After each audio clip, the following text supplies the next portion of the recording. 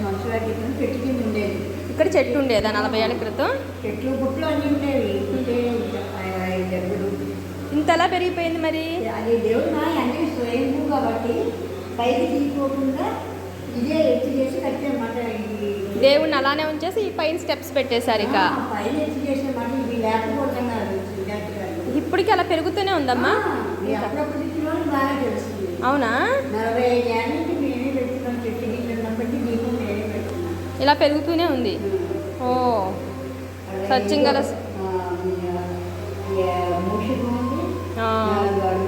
చేతులు ఉన్నాయి. నాగసర్పం అన్నీ ఉన్నాయి.